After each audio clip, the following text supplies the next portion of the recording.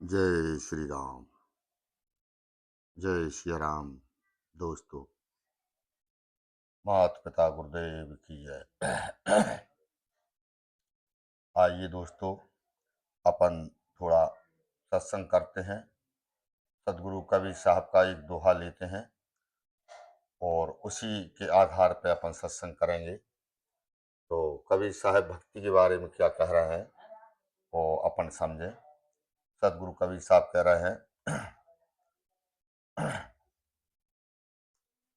कि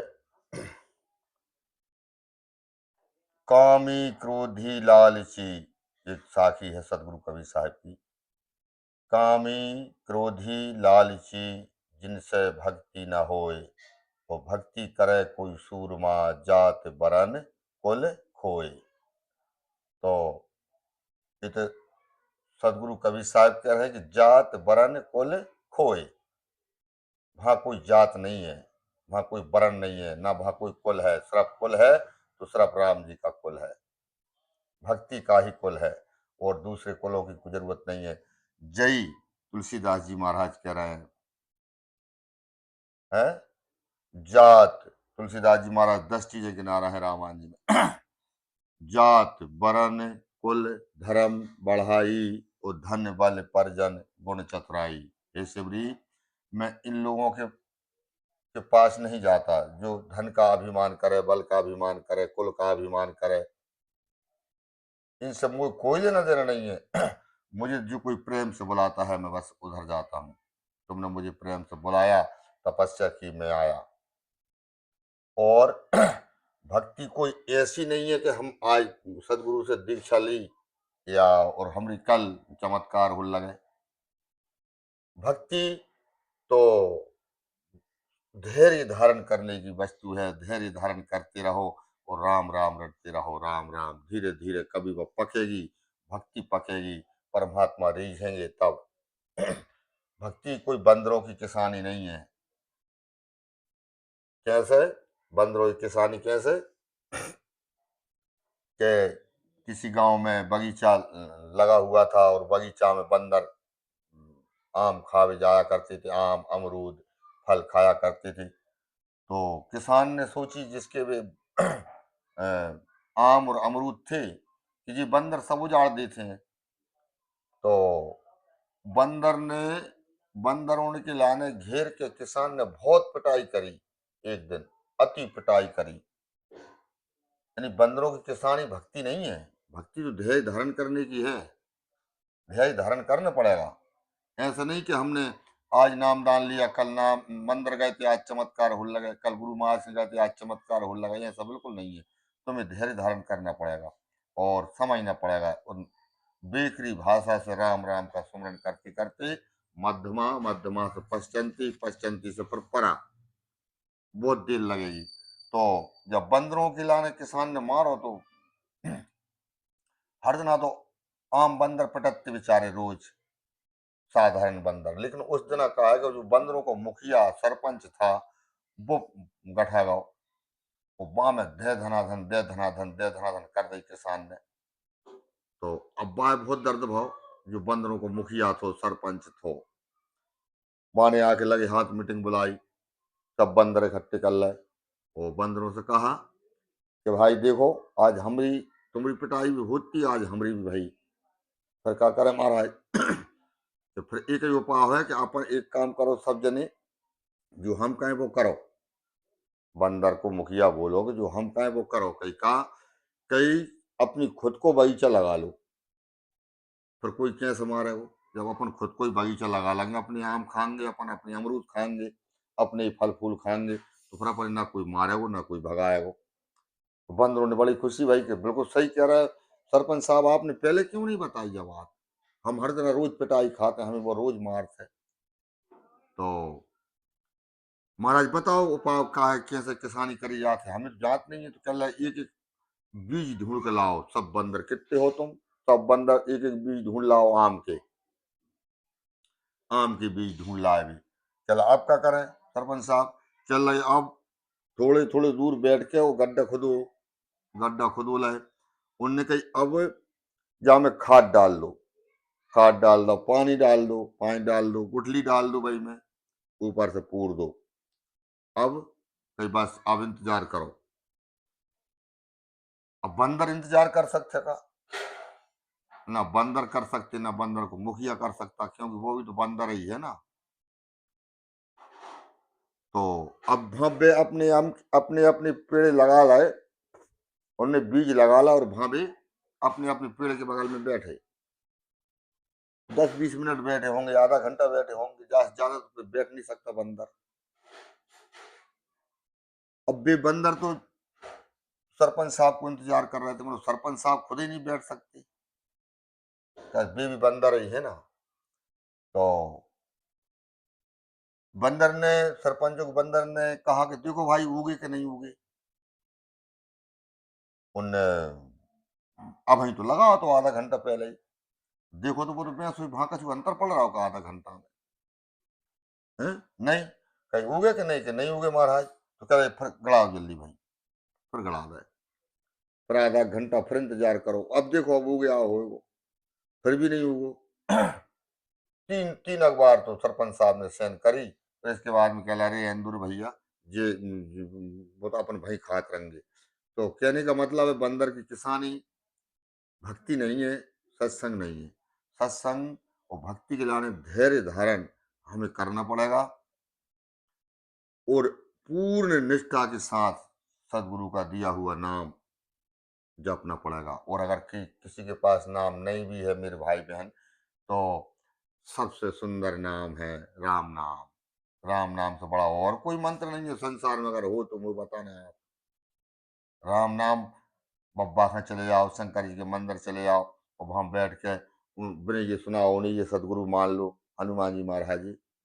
अगर कोई सच्चे गुरु नहीं मिल रहा, तो वैसे बहुत सच्चे गुरु हैं, चेला ही नहीं मिल रहा सच्चे गुरु, तो बहुत है सच्चे। प्रेमानंद सरी से महाराज आज, और भी अनेकों संत जो गुफाओं में पड़े हैं, जंगलों में पड़े हैं, धूना की भस्म खा रहे हैं, वो सिर्फ और सिर्फ राम नाम को जाप कर रहे हैं, परंतु शिष्य नहीं मिल रहे।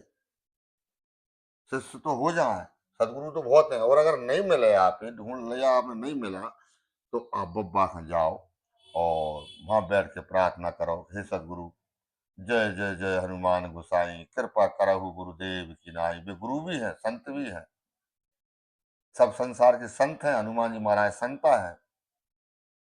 रामायण जी में लिखा है, मैं थोड़ी कह रहा हूँ।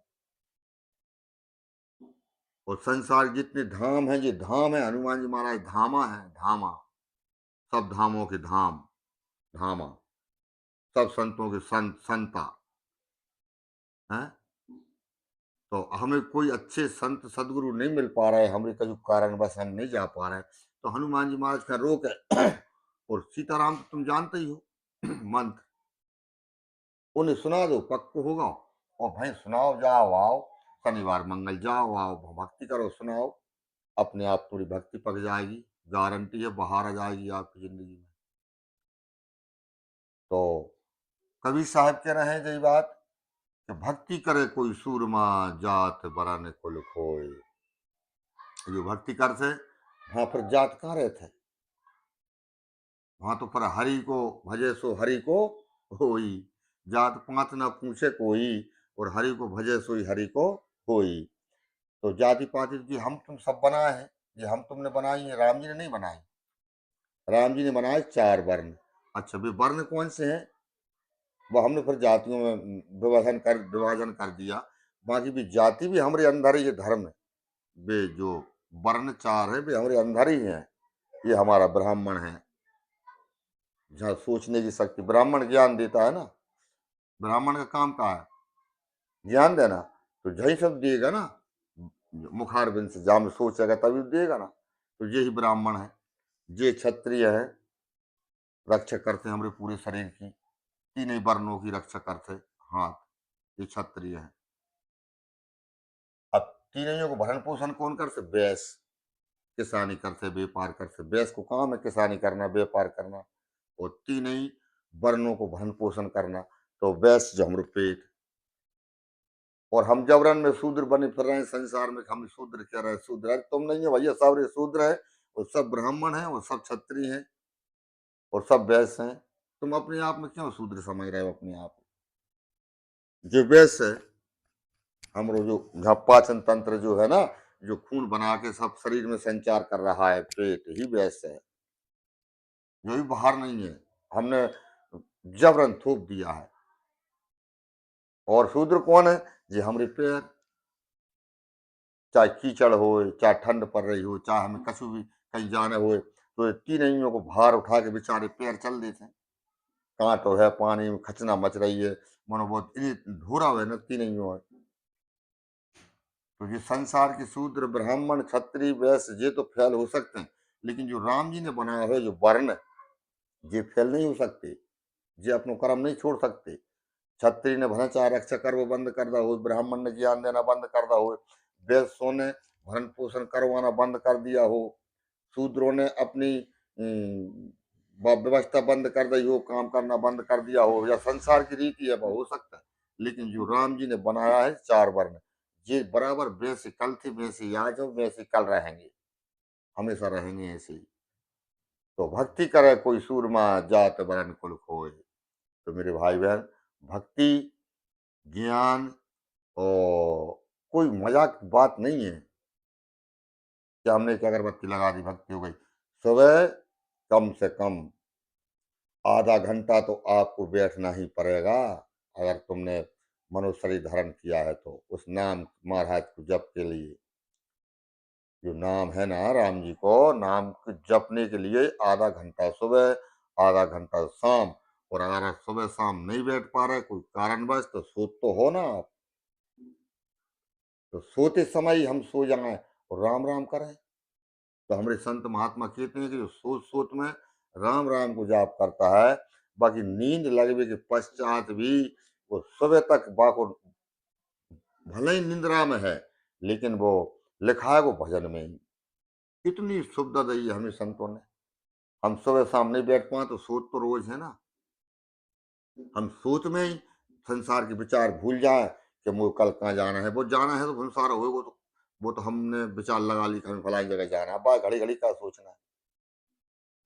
कर्म तो हमें करना है, खेत पे जाने, खलिहान पे जाने, दुकान में जाने, दफ्तर में जाने, सब में अपने अपने कर्म करना है।